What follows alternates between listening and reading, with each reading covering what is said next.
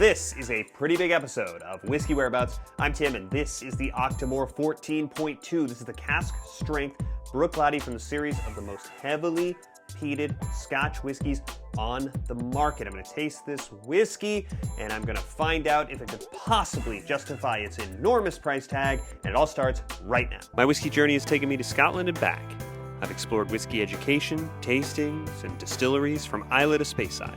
And now my journey continues here, with you, on Whiskey Whereabouts. So if you've been paying attention to most recent videos on the channel, if you've been following us over on Instagram, at WhiskeyAbouts on Instagram, you already know that we recently passed the 1,000 subscriber milestone. So thank you to everybody who subscribed, everybody who supported the channel over the first 13 or so months. A lot of big plans for year 2 coming. We're talking about the Octomore 14.2. So every year there's a new edition of this very special whiskey from Bruichladdich, and we're up to 14, and every year they do multiple variations of the Octomore. So the base sort of variant, it's usually bourbon matured, and this is the 14.2, which is identical to the spirit that is the basis for the 14.1. The difference comes in the casks and the maturation.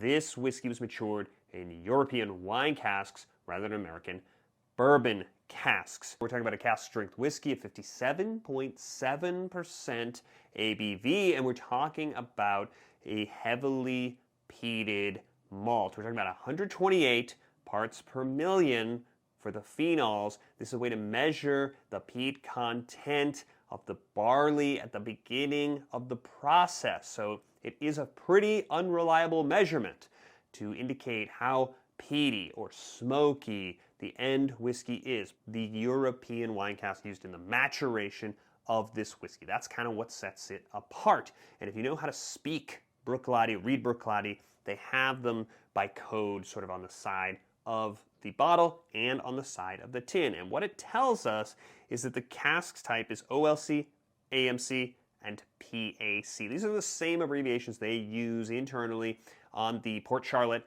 Cask Exploration series. The other thing that it says on the tube and on the bottle is that the whiskey was aged for 5 years. 4 years of the 5, the whiskey was aged, 40% of it in Oloroso casks, 16% in first fill Amarone wine casks, and 44% in the second fill Amarone wine casks. So in the last year, that's where it goes into the Poyard wine casks. So it's 5 total years of European oak. And we know what to expect from Oloroso, right? We're familiar with that.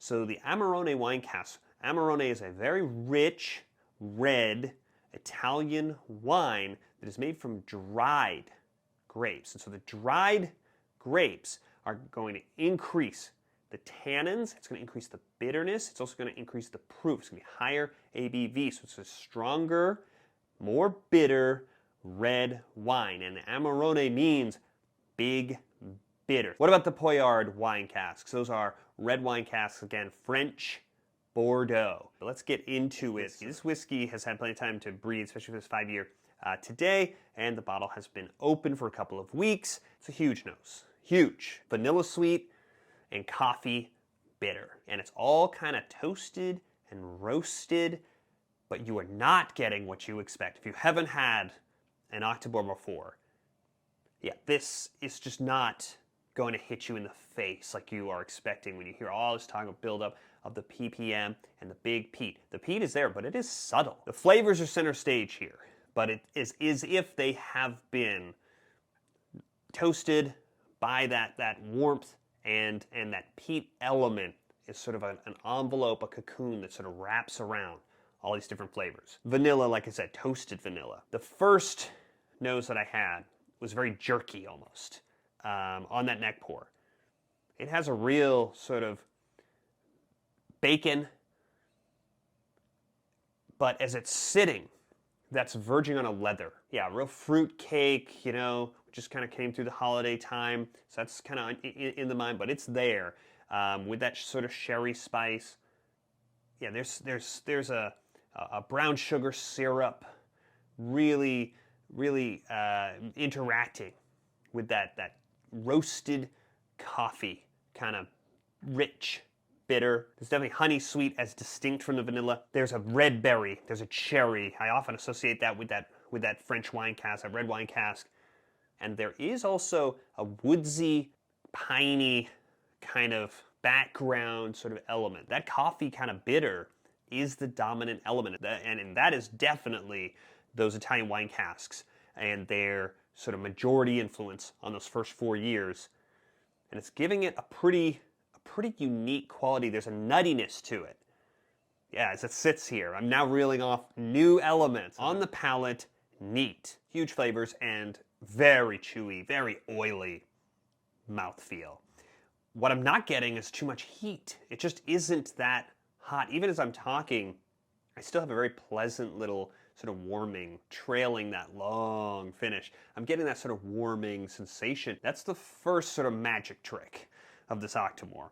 The second is that we know that there's all that peat in there. And it is smoky here on the palate. It's like a bed underneath everything. It's just not hitting you in the face. It's not a stunt whiskey. It's not, we put all the peat in to see what happens. Whoops, all peat. It's not, it doesn't even have that strong smoke, sort of peaty quality. Getting a big sort of caramel quality. I'm getting the sort of roasted, not quite burned, but very roasted sort of coffee element is still here. If you don't like coffee, if you're not a coffee drinker, or if you hate sort of bitter, this Octomore, the 14.2, is not for you. This is the dominant flavor. And you're getting a cinnamon, which I associate a lot with the sherry, but here it's kind of like you're getting that sort of cinnamon, candy, berry. It's savory, almost buttery. Like I was saying, caramel is the sweetness now. I do think that the coffee, that bitter kind of element on the palate as it sits, before we get to the finish, it's sliding into chocolate in a nice pleasant way. Okay, so let's go back for the finish. Neat here. It's a very long finish, but it's also a ride because you get this sort of pop of the smoke. It sort of just rises back up with sort of real ashy smoke, and the rest of the flavors sort of just roll out, sort of cascade through the finish into that sort of warming sensation. What you're left with is you've got this sort of smoke sort of coating the sinuses, you've got that sort of ashiness, you're sitting with it, and interacting with it all is what's left of those sort of sweeter sort of flavors. It's a very sort of welcoming finish. It isn't all one note at all. There's still plenty, there's a little bit of sweet, there's a little bit of savory, there's plenty of the smoke, and you do feel like, yeah, let's go back in. It's pretty inviting. There is a big charred oak sort of component here. There's definitely cinnamon, and there is a last sort of drizzle, very light, maybe caramel, that's sort of coating everything, and that sweet runner that goes through is the thing that kind of makes the whole finish for me, where it is just offsetting without being too sweet. It's really balancing out some of these sort of harsher sort of flavor elements. The smoke, the oak, the bitter, shockingly drinkable and sippable for this ABV, which is a thing that Octomore sort of series is known for. If you haven't had them before, this will be sort of revelatory. That and how subtle and not over the top the smoke is. It is a complementary flavor. It is part of the whole. It is not a stunt. How have they accomplished this? If they have this incredibly heavily peated malt to start this process with. Some of it is structural. They have very tall stills at Bruichladdich, tall relative to the rest of Islay. It's going to help contain some of those heavier compounds from getting into the resulting spirit. They have very narrow cuts when they run the spirit for the Octomore. We have a very big cask strength whiskey, so are we able to drink this diluted without losing out on some of the experience? I still have a pretty decent pour, so I'm going to go, that's about 5 good drops of water. Okay, so let this sit for a little bit with the water. Now I'm going to go in on the nose with water. Volume turned way up on sweetness and that sort of coffee kind of bitter. I think that sort of woody element is pretty present now with the water. This does not come off as watered down or weak whiskey with that water. If anything, the nose seems a little bit hotter. I'm getting less sherry.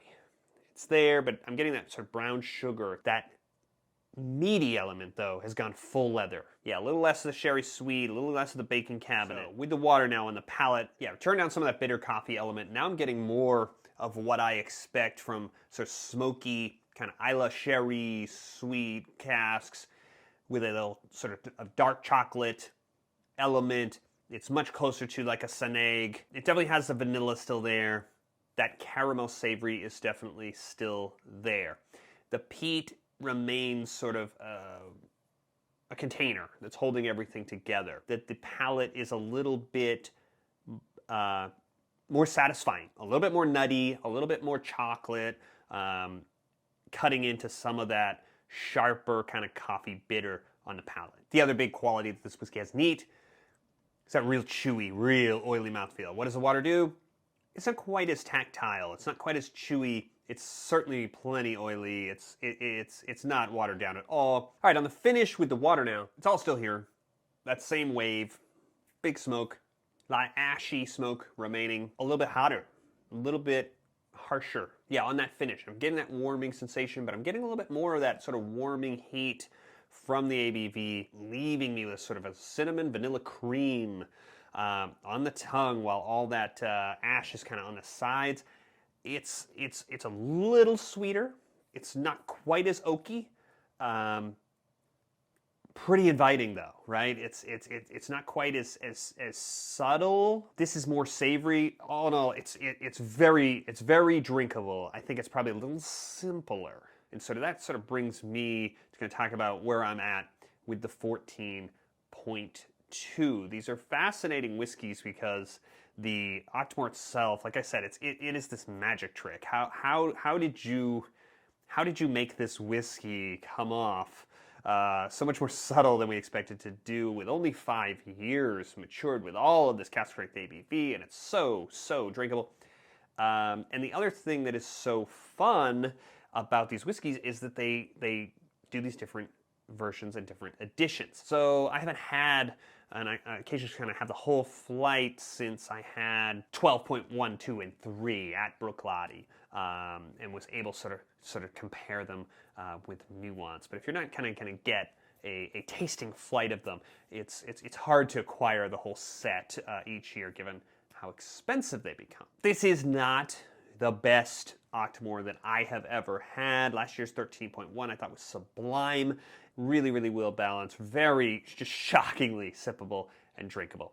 This one has that big influence of those Amarone casks, and they do bring a bitter element. But I'm more sensitive, I think, to bitter than some other people, and I almost wished it was 60-40 the other way. So before we kind of get to an end review on this whiskey, we have to talk about the thing we haven't talked about yet, which is that this whiskey, which says right on it, was aged for 5 years, cost $300. And that is absurdly overpriced for this whiskey. We can talk about the different elements that make this whiskey very special and why it is not an inexpensive whiskey to produce. And it starts with that huge PPM number. They're sort of using the fully leaded, sort of peated malt, not diluting it at all with the sort of basic malt, and that's, I'm sure, costs more money. We've got some, what I expect to be pretty expensive Italian and French wine cask in addition to the usual sort of Oloroso. They're doing narrow cuts. It's going to produce less spirit. That means that it's going to cost more to produce a number of bottles of this whiskey. All that is true, and it can also be true that this whiskey is overpriced by $100. This is 5-year whiskey. The sort of bitterness from that wine is not my favorite sort of element, and that is subjective in part. The price is not. We all are subjected to this wildly inflated price tag for this bottle. For me, given my subjective experience with this whiskey, given its inflated price tag, I'm going to say 4.5 glasses for Octomore 14.2. And I certainly enjoyed sharing this very special bottle with you and marking this milestone, having sort of an occasion to go and acquire this bottle, roll up my sleeves, really get into it with one of this year's Octomore releases. And there's a lot more coming in this year 2 of the channel. So make sure, if you haven't subscribed, you can use this button that's going to pop up right over here so you don't miss any of the videos coming in the future. And I will see you on the next one.